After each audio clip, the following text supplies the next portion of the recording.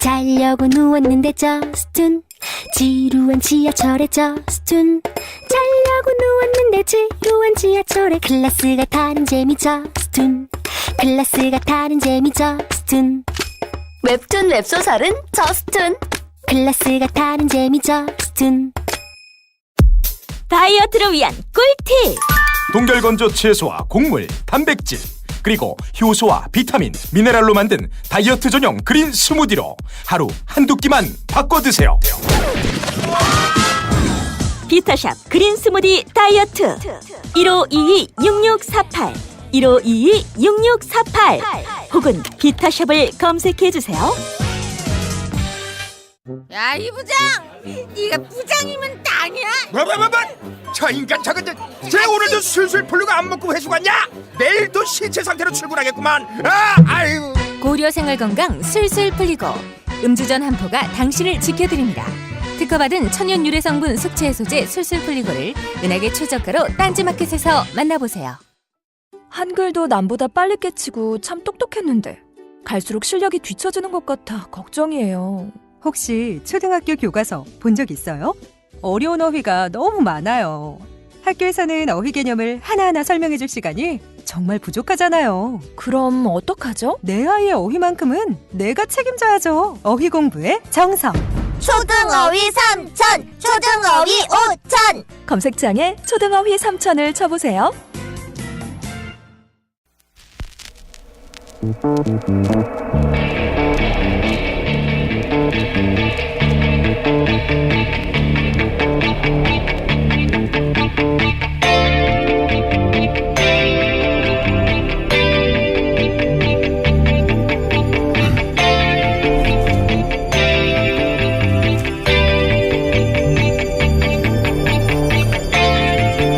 안녕하세요, 김원준입니다. 문화예술계 블랙리스트 사건의 1심 선고가 어제 있었습니다. 김기춘 전 비서실장에게는 징역 3년, 조윤선 전 장관에게는 집행유예가 선고됐습니다. 특히 조윤선 전 장관에 대해서는 블랙리스트 업무를 인수인계받았다 보기 어렵다고 법원은 판단해서 해당 혐의는 전부 무죄를 선고했습니다. 이 무죄 대목이 이해하기 어려운 것은 전임인 박전우 전 정무수석이 후임인 조윤선 전 장관에게 전화로도 만나서도 블랙리스트 업무를 설명했고 처음에 웃으면서 듣던 조 장관이 나중에는 표정이 어두워졌다고 구체적으로 블랙리스트 인수인계에 대해 진술을 했다는 겁니다. 전임이 인수인계했다고 하는데 후임이 안 받았다는 게 저는 이해가 안 갑니다. 엇갈리는 진술이 있긴 합니다. 정관주 전 문체부 1차관은 조 전 장관에게 보고했다면 지원 배제 업무가 중단될 수도 있었는데 그러지 못해서 후회된다는 진술을 했습니다. 하지만 그 진술은 자신은 보고하지 않았다는 것이지 그 누구도 조 전 장관에게 블랙리스트 업무를 인수인계하지 않았다는 말이 아니지 않습니까? 또 자신이 보고를 했다면 중단될 수 있었을 텐데 하는 것은 실제로는 실행되지 않은 자신만의 생각이고 후회지. 그게 어떻게 조 전 장관이 그 업무에 책임이 없다는 근거가 될 수 있는지. 조윤선 전 장관 블랙리스트 혐의 무죄. 이거 저만 이해가 안 가는 건가요? 김어준의 의문이었습니다.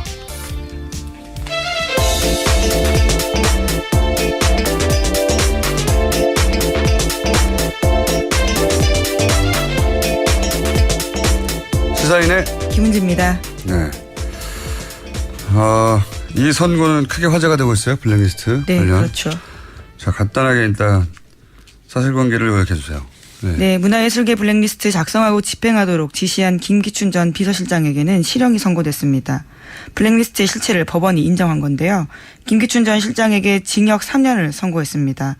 또 김종덕 전 문화체육관광부 장관은 징역 2년, 신동철 전 청와대 국민소통비서관과 정관주 전 문체부 1차관, 김상렬 전 교육문화수석은 징역 1년 6개월의 실형을 선고받았습니다. 김소영 전 청와대 문체비서관만 징역 1년 6개월에 집행유예 2년을 선고받았습니다. 저는 이제 특히 이 대목이 더 이해가 안 가는 거죠. 그러니까 전임 장관은 징역, 그리고 그 차관은 또 징역. 그런데 후임인 장관은 본인을 건너뛰었다는 거잖아요. 예. 이것도 이해가 안 가고 전임 정무수석도 인수인계를 했다고 하고 전임 정무비서관도 안다고 하는데 후임 정무수석은 자기네 인수인계를 안 받았다는 거잖아요. 네, 자신과 함께 근무했던 정무수석실 시절에 다른 비서관들은 실형이 나온 건데요. 조윤선 전 장관만 무죄가 나온 겁니다. 본인만 빠진 거예요. 함께 일을 했었다고 봐야 될 텐데요. 저는 이게 참 이해가 안 가는데 다른 사람들이 다 무죄도 아니고요. 예.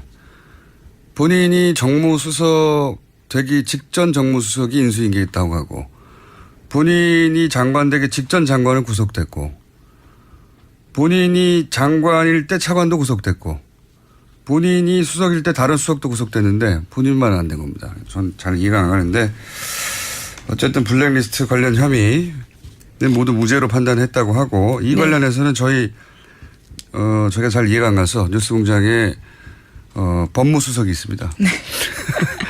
법무수석이요? 네. 네. 이정렬 전 판사님 부장판사 출신쯤 되면은 예, 요 사안에 대해서 궁금증을 풀어주실 수 있을 것 같아서 저희가 잠시 후에 미니로 연결해 보겠습니다. 근데 많은 분들이 이해가 잘 안 가는 것 같아요. 예. 왜 무죄인가 하는 기사도 그래서 많이 나왔어요. 네, 재판부가 그 관련 간략하게 설명했습니다. 말씀을 좀 드리자면요. 조윤선 전 장관이 정무수석 부임 당시 비서관들과 공모해서 지원 배제를 승인했다고 보기에 부족하고 정무수석실이 관여를 했다고 해도 보고를 받거나 관련 지시를 했다고 인정하기에 부족하다. 그러니까 증거가 부족하다라는 취지의 이야기를 했습니다. 아니 이게 본인이 정무수석이 되기 이전에 계획되고 실행된 거죠. 하지만 본인이 있는 동안도 계속 실행이 됐거든요. 예. 그러니까 본인이 승인할 필요가 없죠. 애초에 본인이 있기 전에부터 승인돼서 시작되고 있었는데 승인하지 않았다는 게 무죄의 이유는 될 수 없는 것 같고 그럼 본인이 이제 이 사실을 알고 있었느냐. 그렇죠. 그리고 막을 수 있는 위치에 있었잖아요. 네, 거기다가 지난 4월달에 문화체육관광부 직원들이 나와서 직접 증언한 바도 있는데요. 조윤선 장관이 보고를 받고 이 정도냐라고 반응을 보이면서 블랙리스트 하지만 정책을 중단하진 않았다라는 증언도 나온 바가 알고도 있거든요. 있었고 사실은 지금 구속된 차관이나 장관이 아니라 그 밑에 직원들로부터 보고를 받았다는 얘기 그 증언도 문체로부터 나왔는데 왜 그런 증언들은 이렇게 중요하게 취급이 안 된 건지 주무장관이었기 때문에 막을 수 있었잖아요. 그 전에는 정무수석 때는 정말 승인도 하지 않았고 제대로 보고도 받지 않았다고 칩시다. 주무가 아니어서. 문체부 장관은 주무잖아요. 주무. 그러면 충분히 막을 수 있었는데 범죄 행위를 알고도 묵인하거나 방조하는 거 아닌가요? 최소한 본인이 직접적으로 주체적으로 하지 않았어도 그렇게 문제를 따졌어야 할 것 같은데 여하간 조윤선 전 장관만 이 부분이 무죄가 됐습니다. 잘 이해가 안 가는데 잠시 후에 법률적인 부분은 따져보기로 하고요. 그래서 언론들이 왜 무죄인지 각자 자기들 나름대로 해석을 내놓고 있는데 뭐 사실 크게 와닿지는 않아요. 네. 많은 언론들이 왜 무죄인가 기사를 내긴 냈습니다만 요약하면은 직접 승인하고 직접 지시하지는 않았다라고 판단한 것 같다. 이 정도 추정이거든요. 예. 네, 그렇죠. 증거가 부족하다는 취지인데요. 어제뿐만 아니라 다른 부분도 눈에 띄는 게 있었습니다. 박근혜 전 대통령 책임 부분도 재판부가 명시한 게 있거든요. 네. 근데 이제 여기서 공범 관계를 인정하지 않은 거기 때문에 박근혜 전 대통령 블랙리스트 관련해서는 공범 혐의가 있는 걸로 아는데 예.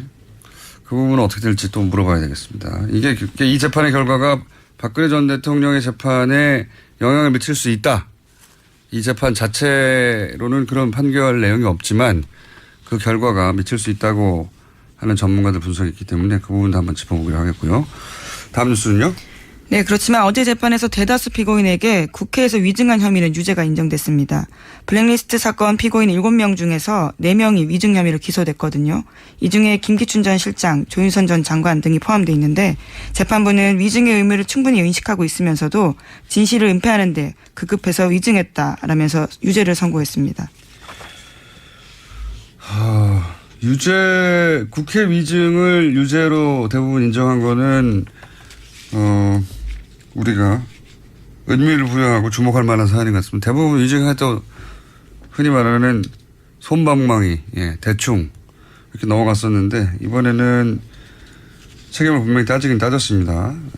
그것이 위법하다고 따졌고, 이 이야기 하면서도 저는 잘 이해가 안 가는 게 여전히 조 전 장관에 대해서 청와대 지시로 지원 배제 업무, 지원 배제라는 말도 참 웃겨요. 예. 블랙리스트죠. 예. 블랙리스트 업무를 위해서 9,000명 명단을 작성한 사실이 있다는 거를 조 전 장관이 알았다고. 그 부분은 또 인정했습니다. 예. 알았다고 재판부도요. 했잖아요. 예. 위증 부분에서 아는데 모른다고 했다고 이걸 인정했어요. 이걸 인정했는데 당시 조 장관이 청문회에서 뭐라고 그랬냐면 아무것도 알지 못하고 관여한 바도 전혀 없다. 거짓말이죠. 그런데 여기서 관여하지 않았다는 부분, 이거는 위증이 아니라고 본 거예요. 왜냐하면 재판부가 블랙리스트에 있어서는 무죄를 판단했기 때문에. 그러니까요. 예, 알긴 알았는데 알긴 알았다는 것은 인정을 했잖아요. 그렇죠. 그런데 본인은 알지 못한다고 했잖아요. 이것도 위증이고, 관여하지 않았다는 부분은 진짜로 관여하지 않았다고 인정해 준 거죠. 아는 자체로 이미 관여가 되는 거 아닙니까? 청와대 장관이기 수석, 때문이죠. 장관도 예. 그렇고 수석인데요. 예. 수석이 2명도 아니고요. 장관이 2명도 아니거든요. 아니, 이게 안 갑니다. 이 판결이. 이게 제가 법을 잘 몰라서 그런 건지는 이정열 판사가 판결해 주시겠죠. 네. 언론 기사만 보고 전 이해가 안 가서, 그 기자들은 판사를 해본 건 아니기 때문에 저희가 잠시 후에 저희 궁금증을 풀어보기로 하고요. 자, 다음 뉴스는요. 네, 문화체육관광부가 문화예술계와 함께 진상조사위를 출범하기로 어제 결정했습니다. 진상조사위 구성은 문화예술인 17명과 문화체육부 직원들이 함께 구성합니다. 제가 보기에는 문체부는 이 판결에 대해서 받아들이기 힘든 부분이 있을 것 같아요. 꽤. 왜냐하면 문체부가 이로 인해서 가장 큰 피해를 받고, 그리고 사실은 문체부 직원들 중에 이 일로 인해서 부끄러움도 크게 느꼈고 고백도 했고, 실제 특검에 여러 가지 문서를 제공한 것도 그럼 참담함 때문에 제공했단 말이죠. 근데 자기들은 그렇게 느끼는데 장관이 아니라고 무죄로 나오면 후임 장관이 지금 조사위 법률적 판단하고는 별개로 진상조사회를 꾸렸으니까 여기서 또 새로운 사실들이 추가로 나올 수도 있겠죠. 예. 그럼 또 2심에서 반영이 될 수도 있을 것 같은데, 문화계에서는 이게 이제 인정이 잘 안 되겠죠. 예. 장관이 빠져나왔으니까요. 중무부처에 실행한, 문화계에서는 뭐 인정하기 힘들다는 반응이 많이 있던 것 같은데. 네, 어제 유감 표명들 나왔습니다. 문화연대 문화정책센터 소장인 이원재 소장이요, 관련해서 이러한 판결들을 인정하기 힘들다라는 입장을 냈습니다. 문화연대뿐만 아니라 많은 문화예술계에서 말이 되느냐고 성명들이 나왔고요. 예. 자, 그건 거기까지 하고요. 다음 뉴스는요. 네, 최순실 재산몰수 특별법이 어제 발의됐습니다. 국정농단 행위자 재산조사위를 설치하고 부정축제 재산은 법원의 영장을 발부받아서 소급해 몰수하는 것이 이번 법안의 핵심 내용입니다. 특별법 발의에 참여한 의원들은 132명입니다. 좀 더 필요하네요, 숫자가. 예, 15명이. 특이한 것은 국민의당과 정의당, 심지어는 자유한국당에서도 김성태 의원이 한 명 있는데 바른정당에서 한 명도 없다는 점. 바른정당에는 사실 지난번 국정조사 때 굉장한 활약을 했던 분들도 있는데. 그렇죠. 예. 스타 정치인들이 그때 탄생 많이 했습니다. 네, 어쨌든 물론 뭐 발의에 서명하지 않았다고 해서 이 법안이 이제 나중에 회의 때 통과시키지 않도록 반대표를 던진다, 뭐 이런 이야기는 아니긴 하지만 여간 참여는 하지 않았습니다. 자, 다음 뉴스는요. 네, 한국마사회 관련된 소식입니다. 한국마사회가 정유라 씨 등 승마 국가대표 선수단을 지원하기 위해서 마사회 예산을 쓰는 방안을 지난해 1월 초 현명관 당시 회장에게 보고한 사실이 확인됐다라는 보도입니다. 이게 오래돼가지고요. 이게 무슨 뉴스인지 잘 모르실 텐데 간단 요약하면은 삼성이 회장사인 대한승마협회가 최순실 씨에게 뭐 말을 지원하고 여러 가지 지원 계획이 있었다는 건 이제 확실한데 밝혀졌는데 그런데 마사회는 상관없다고 그랬거든요. 계속 부인했었어요. 우리는 상관없다고. 그렇죠. 계속해서 그런 입장이었습니다. 네. 근데 이제 마사회 회장도 삼성 출신이란 말이죠. 현명관 당시 회장. 여기서는 계속 우리는 최순실 정유라 지원한 적 없다고 했는데 알고 봤더니 처음에는 1,000억대, 나중에는 몇백억대, 나중에는 최종적으로 몇십억대 지원 계획이 있었던 거죠. 예, 계획이 있었던 거고 정유라 지원 계획이 실제 있었다는 거고 그리고 이게 실행되지 않은 이유는 이제 마사회에서 박재홍 전 국가대표 감독. 네, 예. 신마당 감독입니다. 이 감독을 그 정유라 지원을 위해서 독일에 보냈어요. 근데 이분이 갔다가 보니까 정유라 가르치는 건 못 해먹겠다고 귀국을 했거든요. 여러 가지 이유로. 아니 다른 선수들은 하나도 없고 정유라 선수라고는 정유라는 훈련도 안 하고 지원도 없고 그리고 돈은 중간에서 빼먹고 이분이 귀국을 했어요. 귀국을 해서 항의를 했단 말이죠. 이 문제. 그 문제가 불거지기 시작하자 그 지원 대책이 실행에 옮겨지지 못한 것이지 그렇게 실행에 옮겨지지 못하자 우리는 한 적이 없다고 부인하고 있었는데 이제 계획이 있었다는 사실이 확인된 거죠. 예, 해당 문건이 나온 겁니다. 그러니까 뭐 한마디로 말해서 대한승마협회 마사회 말과 관련된 모든 기관들이 정유라 지원을 위해서 계획을 가지고 있었다는 그런 이야기입니다. 그게 계속 부인했는데 증거가 나왔다는 얘기입니다. 예. 전방위로 정유라 선수 하나를 왜 지원했겠어요? 그거는 최순실 혼자만의 힘으로 됐겠는가? 당연히 박근혜 대통령의 뒤에서의 승인이 있지 않겠는가? 뭐 이런 그런 그 입증하기 위한 물증 하나 더 나온 거죠. 예. 자, 잠시 후에 저희가 바로 이정열 판사 연결해야 되기 때문에 오늘 좀 짧게 해야 될 것 같은데 제목 정도만 체크하고 넘어갑시다. 예. 네, 박근혜 전 대통령의 청와대에서 직무정지 중에도 업무 추진비를 하루에 800만 원꼴로 썼다라는 보도도 나왔습니다. 지금 현 정부는요? 예, 현 정부 같은 경우에는 하루에 760만 원 정도 차이가 납니다. 예. 출범초기에 매일매일 일하는 정부보다 직무 정지됐을 때 돈을 더 많이 썼다는. 네, 그렇죠. 814만 원 꼴입니다. 평균. 예. 근데 이건 액수가 문제가 아니고 돈을 어디다 썼냐 이거죠. 지금 현 정부는 돈 쓰는 게 다 확인이 되는데. 예, 계속 공개하고 있습니다. 매일매일 확인이 되거든요. 어디다 얼마 썼고.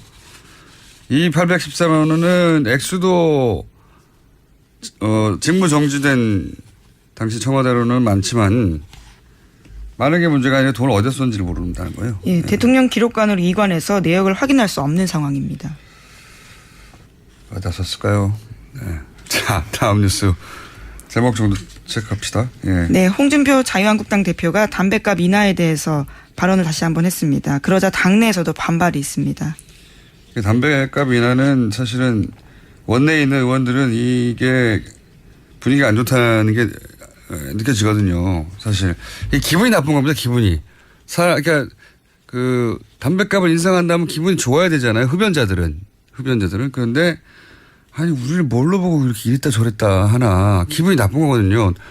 우리를 바보 취급하나 사람들이 그 정서적 반응을 잘 이해 못하는 게 있는 거고 또 하나는 홍준표 대표의 힘을 빼는 거죠. 예, 왜냐하면 이제 곧이어 지방선거가 있기 때문에 네, 여기서 힘을 빼놓지 않으면 홍준표 대표가 주도해서 지방선거에서 이제 친박 진영에 공천이라든가 이런데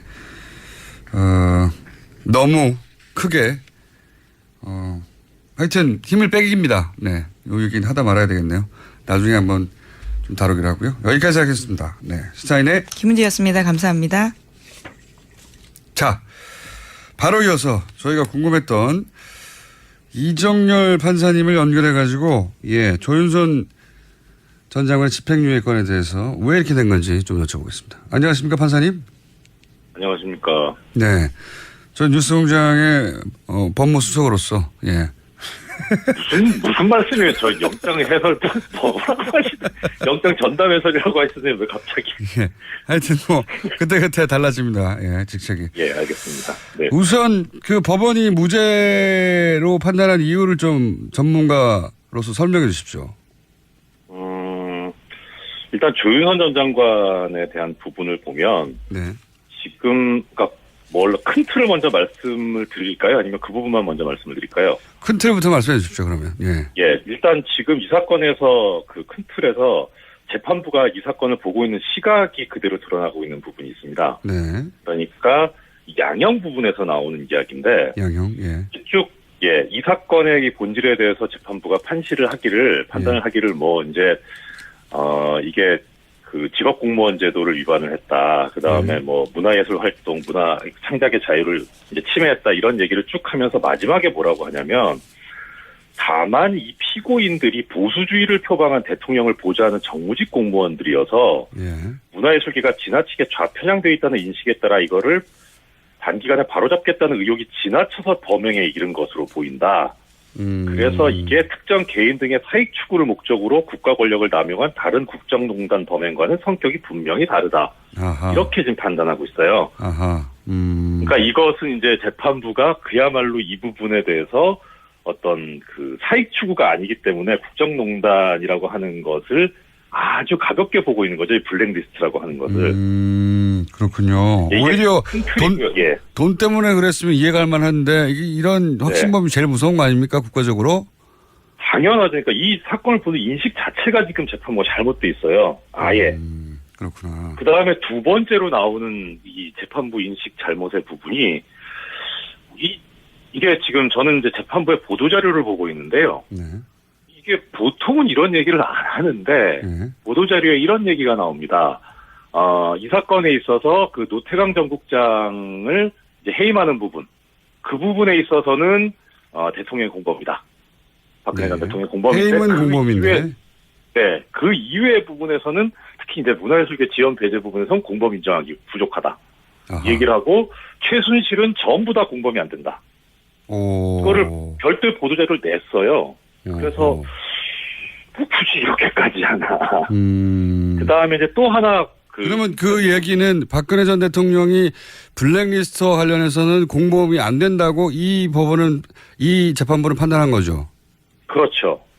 이제 그렇게 보게 되면 아까하고 좀 모순이 생기는 게 이제 보수주의를 표방한 정무직 공무원이란 말이에요. 예. 그런데 대통령이 보수주의인데 대통령 몰랐다는 얘기가 되거든요. 그러면은 대통령이 모르는 상태에서 지시도 안 했는데 김기춘 비서실장 이하 그 정무직 공무원들이 이걸 다 알아서 했다는 얘기가 되거든요. 그러니까 저도 모순이 된다고 보는 게 지금 이제 그 대통령이 가지고 있는 정치 지향 그거를 구현하기 위해서 사익이 아니라 그 정치 지향을 구현하기 위해서 그랬다는 건데 근데 대통령은 관련이 없다는 거 아닙니까 또 막판에. 그렇죠. 이 판단에 의하면. 앞뒤가 안 맞는 거네요. 예. 그리고 그것이 판사님 극명하게 예리하십니다. 저기 방송 사고 나게 쳐봐.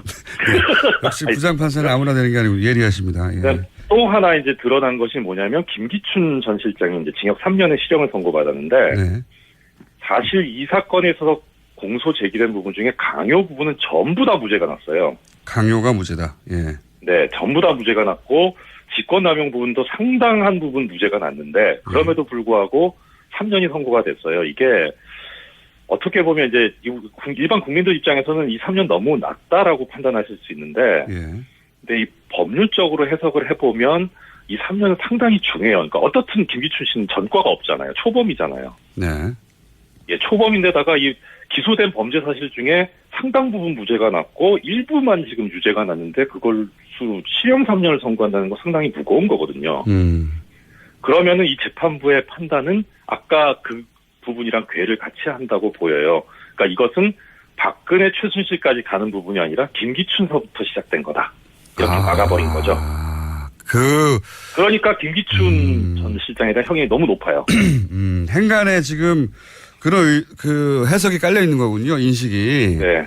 예, 그러니까 이게 쭉 나오는 것 같아요. 그러니까 박근혜 전 대통령은 공범이 아니고 이것은 김기춘 전 실장이 기획해서 실행한 것이고 그러므로 김기춘 전 비서실장이 책임이 크고 그리고 나머지 그 사람들 중에 특히 조윤선 전 장관은 상관이 없다 여기에. 왜냐하면 김기춘 전 실장이 직접 조윤선 정무수석이 오기 전에 계획을 해서 실행하고 있던 거였기 때문에 이렇게 논리를 구성한 거군요. 네. 그렇죠. 그 말씀 드렸어야 되는데 먼저 공장장님께서 말씀하신 정말 예리하십니다.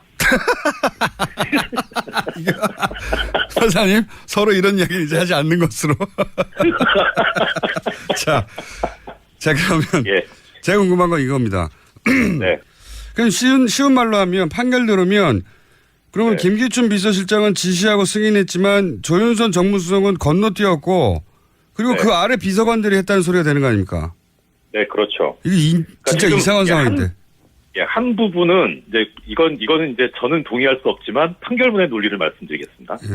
그러니까 아까 이제 공장장님께서 말씀하신 것처럼 이제 건너뛰게 되는데 이것이 왜 그러냐면 첫째는 이제 전 정무수석이 있던 시절에 기획되고 문건이 작성이 되고 쭉 이제 실행이 되기 시작했어요.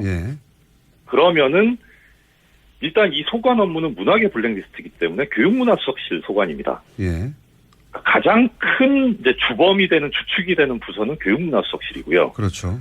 다만 이제 여기서 이 정부적인 어떤 판단을 하려고 했는지 정무수석실이 개입을 합니다. 이제 총괄 기획을 하죠. 정무 쪽에서 이제 소위 말해서 정치적 판단, 정무적 판단 이런 걸 했겠죠. 예, 그렇죠. 그런데 지금 이 상황에서 지금 법률적으로 해결이 되려면 전임 정무수석이 후임 정무수석인 조윤선 전 장관에게 이제 인수인계를 하잖아요. 네. 그러면은 일단 그냥 그 시계열적으로 그 단면을 보면 조윤선 전 장관은 아무것도 모르는 상태에서 들어오게 되는 거잖아요. 네.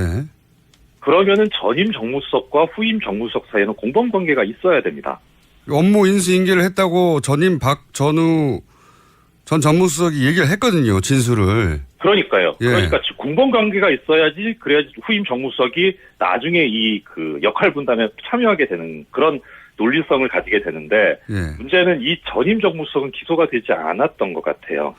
그 부분이 빠졌고 저도 그 부분이 좀 이상했고요. 왜냐하면 박전우 전 정무수석은 통화로도 혹은 만나서도 이제 앞으로 할 업무니까 블랙리스트 업무를 후임인 조윤선 전 수석에게 당시 업무를 설명했고 그 얘기를 듣다가 처음에 웃다가 나중에는 심각해져가지고 표정이 어두워졌다. 구체적으로 진술했거든요. 내가 인수인계 했다고.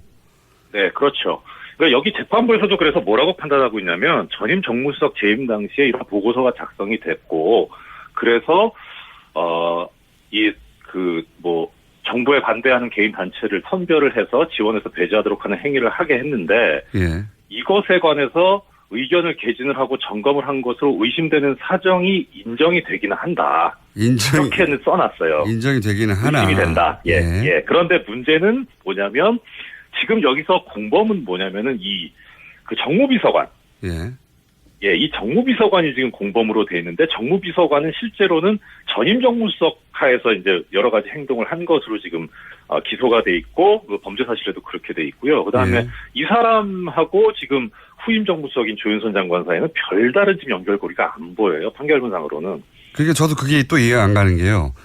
전임 정무수석도 블랙리스트를 인수인계했다고 하고 그리고 그 정무 비서관도 여기에 혐의가 있고 그리고 특히나 전임 문체부 장관도 구속이 되고 그리고 문체부 차관도 구속이 됐는데 오로지 조윤선 정무수석과 조윤선 문체부 장관만 건너뛰었다고 이게 이야기가 되는 거거든요. 쏙 빠져서. 그러니까 법률적으로 보면 전임 정무수석이 이 지금 공범관계 고리에서 빠져 있는 것이 그러니까 기소 단계에서 그렇게 된 것 같긴 한데 그것이 지금 법률적으로 보면 무죄가 나오게 되는 가장 큰 원인이었던 것 같고 고리가 빠졌다. 더 큰 거는 지금 이것을 그러니까 어느 한 순간 시간마다 단편적으로 보게 되면 그런 판단이 가능할 수도 있어요. 있지만 크게 보면 이 조윤선 전 장관이라는 사람은 박근혜 대통령 후보 시절부터 여기에 관여하고 있는 사람이잖아요. 그러니까 큰 아주 그림을 가까운 그리는 사람이고, 그리고 최종적으로 이 사람이 가는 곳이 문화체육부 장관이거든요. 여기는 완전히 이 블랙리스트를 실행하는 그 손발이 되는 자리에 가게 되잖아요. 그렇죠. 그러니까 기획부터 집행까지 풀코스를 다 담당했던 분인데 그 주요 어느 코스에. 한 단면만 보고 이것이 직권남용이 아니더라고 본 것은 너무 단편적으로 본 거다, 재판부가. 그럼 이거 어떻습니까? 그러니까 재판부의 판단을 10분 받아들여서 네. 이전 정무수석과 그 비서실장이 다 결정해 놓았고 그래서 그 네. 루틴이 이미 짜져 있어서 본인이 새로 승인하거나 지시할 내용이 없었다. 그래서 본인을 건너뛰었다라고 인정한다고 하더라도 네. 본인이 그걸 막을 수 있는 위치에 있었잖아요. 문체부 차관으로. 그러니까 네, 알았다는 것까지는 재판부도 인정을 했으니까 적어도 범죄 행위가 자신의 주무부처에서 실행되고 있으면 적어도 그거를 방조한 죄는 물어야 되는 거 아닙니까?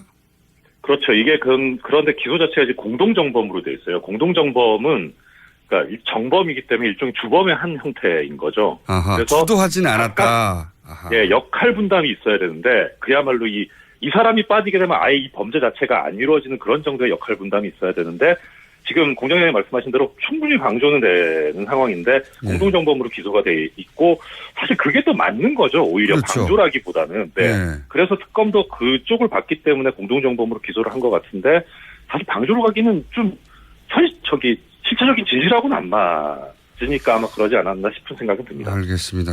예. 그런 허점들이 있고 기소 단계에서 약간 허점이 있었고 그리고 재판부가 이거 너무 협소하게 판단한 게 아니냐라고 이제 네, 그렇죠. 지적을 하신 거군요. 그리고 이 결과로 박근혜 전 대통령의 공범 혐의를 입증하는데도 어려움이 좀 생겼다.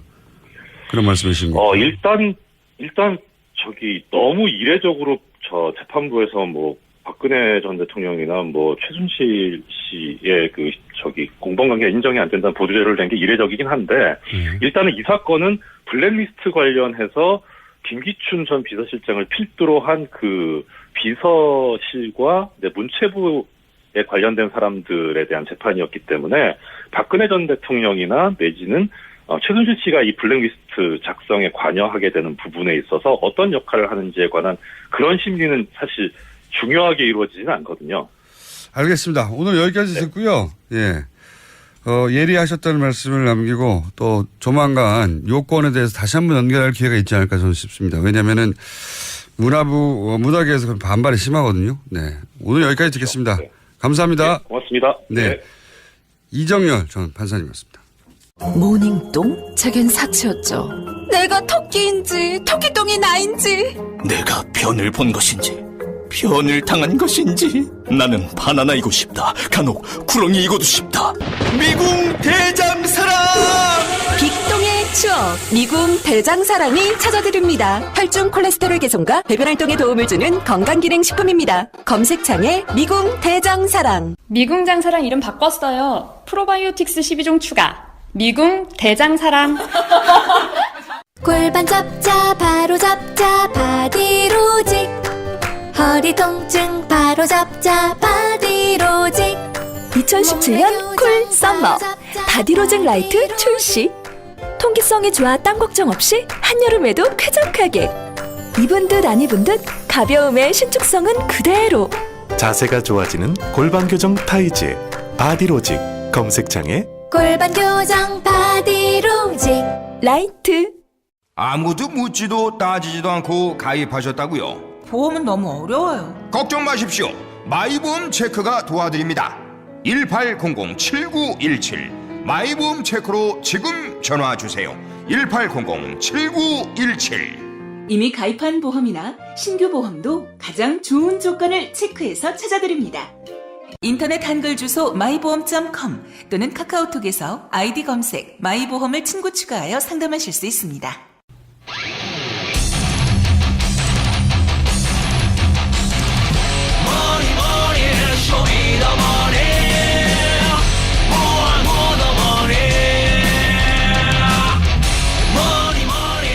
최순실 재산 추적 프로젝트 쇼미더머니 은닉재산 프로파일러라는 신종 직군을 만드신 안원구 전 대구지방국세청장님 나오셨습니다. 안녕하십니까? 안녕하십니까? 예. 유럽에 다녀오셨어요. 네, 유럽에 다녀오셔가지고 저희가 애타게 기다리고 있습니다. 새로운 소식을. 이번 유럽 방문이 세 번째인가요? 저는 세 번째고 안민석 군은 네 번째고 그렇습니다. 자, 세 번째 계속 세 번이나 하셨는데 이번에는 8박 9일 동안 5개 나라 독일, 스위스, 리히텐슈타인, 오스트리아, 헝가리 많이 이동하셨어요? 예, 그렇습니다. 네. 한 2,000km 다녀왔죠. 2,000km. 네. 급하게 다녀오셨는데. 자, 일단 유럽을 방문했더니 혹시 안원구 청장님을 알아보거나 혹은 잘 듣고 있다는 사람들이 많던가요? 예, 엄청나게 알아보더라고요. 저는 사실 저를 알아볼 수 없을 줄 알았는데. 저도 알아보는 거지만 그 유수 공장에 대한 그 교포들, 그 교민들이 상당히 많은 사람들이 듣고 있고. 대단하다니까요. 인기가 대단해요. 실감하셨죠? 예, 그리고 우리 김호준 총수가 오면 좋아하는 고기 재어놨다가 꼭 드리고 싶다고. 예, 효감 나왔습니다. 제가 안 계신 동안 효감 여러 가지 개발해놨거든요. 네. 아, 그렇습니까? 네. 저는 저를 천둥 번개로 알고 있더라고요. 천둥 번개. 천둥 번개. 아니, 이럴 때는 천둥 번개가 효과음을 나와야지. 자꾸, 참. 게을러가지고 저희 PD가. 하나 하면 계속해요. 자, 어쨌든, 그럼 유럽에서 듣고 계신 뉴스공장 팬 여러분, 안원구 청장님 잘 돌아오셨고요. 예. 그리고 고기 재놓고 있다는 분, 언제 갈지 모르는데 고기를 좀 썩겠습니다. 발효가 되겠네, 고기. 자, 가서 이제 여러 가지를 또 새로 밝혀내신 걸로 혹은 뭐 어떤 정황을 잡은 걸로 알고 있는데 그 중에서 가장 귀가 솔깃했던 건 전화도 잠깐 연결했었지만 최순실 재산이 이미 옮겨지고 있다. 예, 그렇습니다. 우리 최순실 씨가 이제 감옥에 있고 그리고 정유라 씨도 이제 국내에 돌아왔고 최순실 씨, 정유래 씨도 한국에 있고 그러면 가족들이 다 여기 있는데 거기서 뭐 재산이 그대로 있겠거니라고 짐작하고 있었는데 그게 아니었다는 거죠? 예, 지금 독일을 중심으로 한 유럽 쪽에서 있던 재산들은 그동안에 그 재산을 형성하거나 은닉하는데 도움을 줬던 분들이 그대로 있잖아요. 예. 그러니까 그렇죠. 여기 이 사람들 그대로 있죠. 예, 이분들이 구속되는 거하고는 전혀 관계없이 그렇죠. 활발하게 지금 아직도 움직이고 있다는 정황을 오히려 봤고요. 더 활발해졌을지도 모르겠습니다. 그렇습니다. 지금 일부는 지금 정리를 하고 있고요.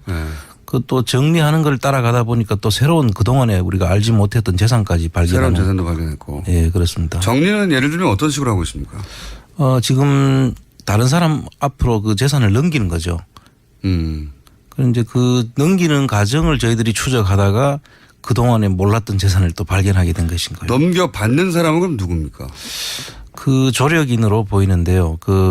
넘겨받는 사람들은 유럽에서 이분들을 조직적으로 회사를 만들어 주거나 또는 회사를 만드는 데 이름을 올리거나 했던 분들로 저희들이 추정을 하고 있습니다. 그러면 지지난 시간에 이게 이제 페이퍼 컴퍼니인데 이름만 있는 페이퍼 컴퍼니가 아니라 부동산 형태로 존재하는 페이퍼 컴퍼니다. 그렇습니다. 예. 네. 여기서 페이퍼 컴퍼니라는 건 그러니까 실소유자가 따로 있고 대리인을 내세운 거라는 거죠. 그렇죠. 예. 위장회사라고 보는 게 더 정할 것 같습니다. 네. 그러면 결국 이번에 발견된 재산들이 있지 않습니까? 호텔이라든가 여러 가지. 네. 이 과정 국정농단 이제 사태가 터지고 나서 거기서 승마장이라든가 구입한 호텔이라든가 이게 좀 밝혀졌잖아요. 예. 일부가. 근데 그런 재산들이 결국은 최순실 씨 다른 재산을 대리했던 위장회사로 넘어가는 겁니까? 그렇죠. 그리고 사실은 이 재산들은 범죄 수익에 관련된 재산으로 봐야 되거든요. 예. 최근에 이루어진 것이고요. 특히나 확실하죠. 예. 그래서 이런 부분들은 범죄 수익을 우리가 환수를 하기 위해서 이 확정이 되기 전에는 확정 전 보존 압류라는 조치를 취해서 그 재산이 없어지지 않도록 국내에서라면 그렇고 네. 또 외국에 있는 경우라도 그 외국 당국과 협조를 해서 네. 그런 조치들이 되도록 했어야 되는 거죠. 거기까지 챙기지 못했군요. 그렇습니다. 그 틈 사이에 이 재산들이 그러면 그 대리인 위장회사를 갔다는 건 결국 최순실 씨 재산이 이름만 바꿔서 그냥 옮겨졌다는 거 아닙니까? 이제 그게 사실 조사를 통해서 밝혀지면은 이제 사회행위 취소를 통해서 이제 그걸 밝힐 수는 있습니다. 그런데 그 한 단계를 더 넘어야 되니까 사실 힘들게 돼 있죠. 그러니까요. 그러면은 그것이 위장회사이고 지금 그 발견됐을 때는 최순실의 재산이었는데 확실히. 예. 지금은 위장회사로 의심되는 회사로 넘어갔으면 그 위장회사가 위장회사라는 것까지 밝혀야지 이제 환수할 수 있는 거죠. 그렇습니다. 예. 아, 이거 어려워지는군요, 점점. 그리고 또 새로 발견된 재산도 있다고 하는데. 예, 그분들 이름을 우리가 이제 그 새로 산 사람들이 누군지 그 없어지면서 그 산 사람들이 누군지를 밝히다 보니까 나이가 뭐 23살, 24살 정도 되는 아주 나이가 어린 사람들이 취득을 한 거죠. 그 독일에서는 그런 사람들이 그걸 취득할 수가 없거든요. 그렇죠. 23살이 갑자기 뭐 수십억을 들여서. 네, 그래서 저희들이 이제 들어가 봤고 네. 들어가 보니까 저희들을 일거수일투족 감시를 하면서 네.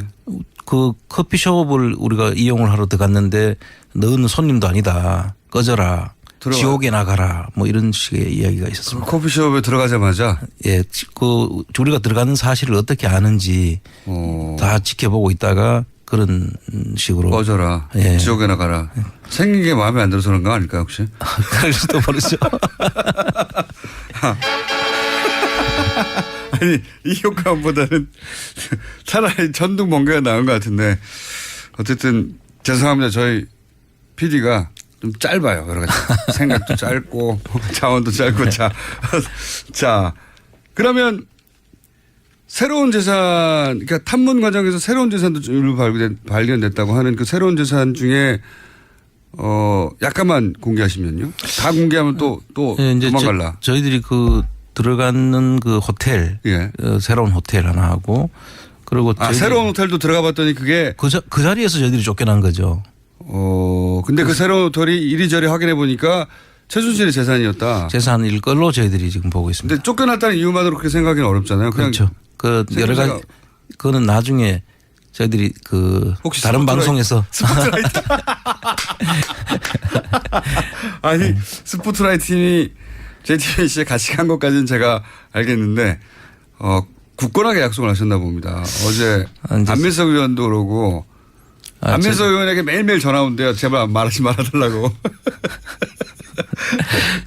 그런 부탁을 받으셨군요. 어쨌든 거기서 새로운 재산을 발견했다. 예. 예. 그것은 스포트라이트를 통해서 사실은 그 그림을 보면 금방 이해가 될 수 있는 그런 곳입니다. 예. 그러면 그 재산은 지금 말씀하시는 걸로 비추자면 호텔인 거네요? 호텔하고 또 저희들이 그 관련 그 머니하우스를 통해서 확인을 해보니까 화장품 회사 또 화장품 회사. 승마장 승마장이요? 예. 그리고 이거는 제보에 의한 건데 오스트리아에도 호텔을 샀다는 제보가 있어요. 그래서 지금 저희들이 그동안에 그 제한된 시간 내에 저희들이 찾고 그렇죠. 있는 중이긴 한데 그러다 보니까 그동안 몰랐던 재산들도 사실 지금도 더 많이 있을 것으로 저희들이 보고 있습니다. 그렇겠죠. 뭐 갈 때마다 계속 자꾸 늘어나는 거니까요 지금. 예.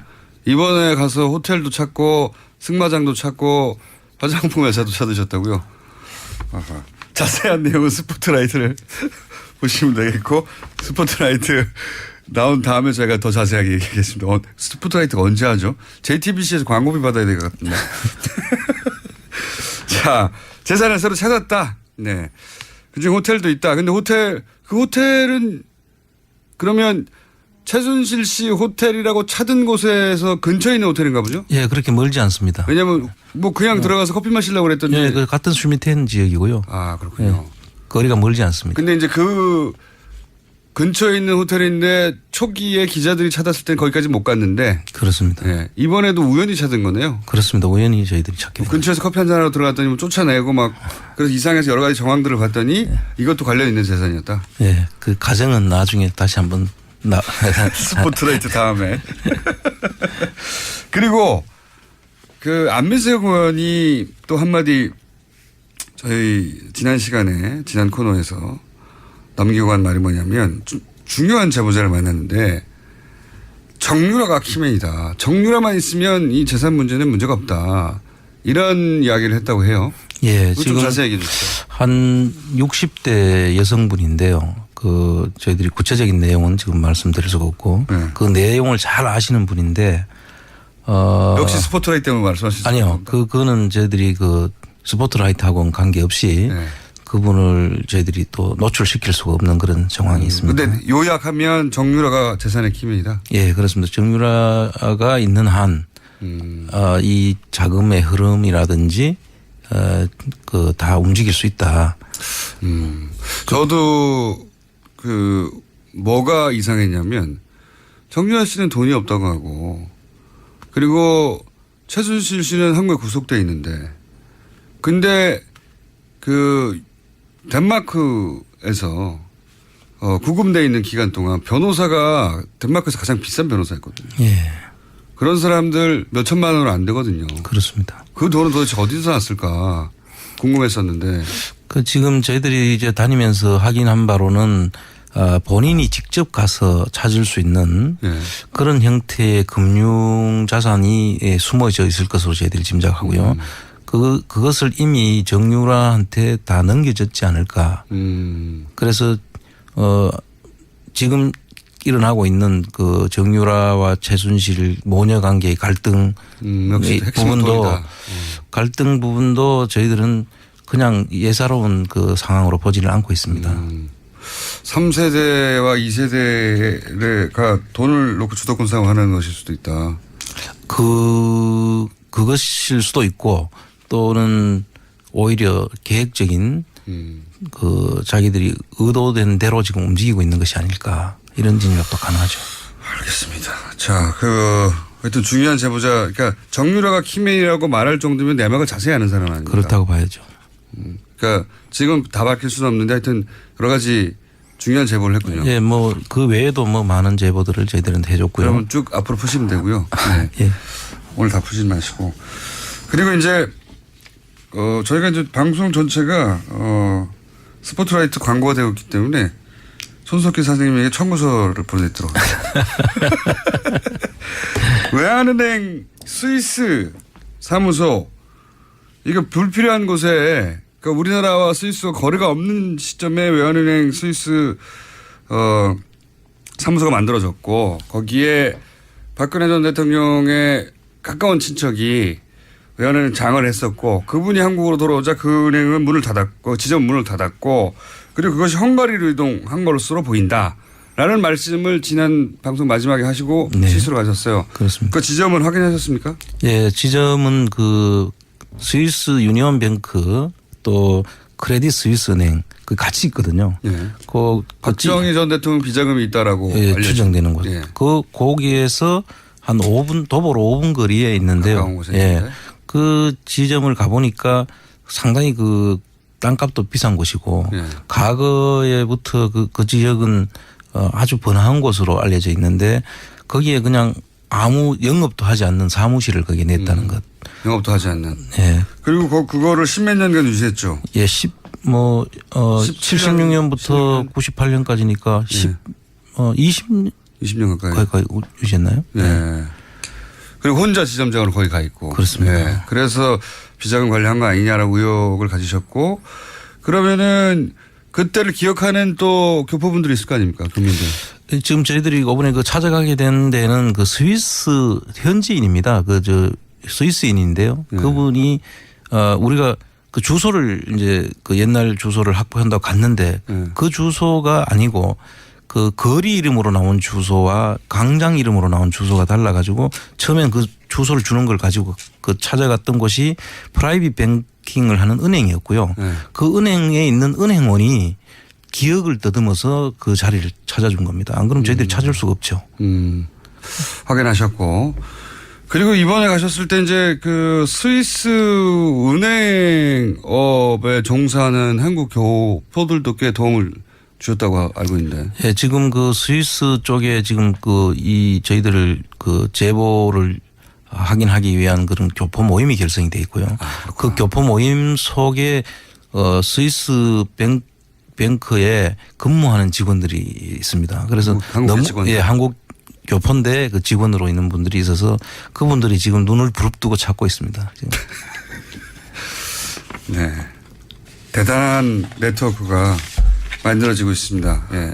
이건 다 국가가 해야 되는 일인데 지금 사비로 하고 있는데 사비로 하는 걸 넘어서서 현지에 있는 분들이 자발적으로 나서서 네트워크를 만들고 그렇습니다. 네트워크와 지금 뉴스공장과 함께 안원구 총장님과 함께 그분들이 우리 김어준 총수의 팬들입니다. 그분들이 다.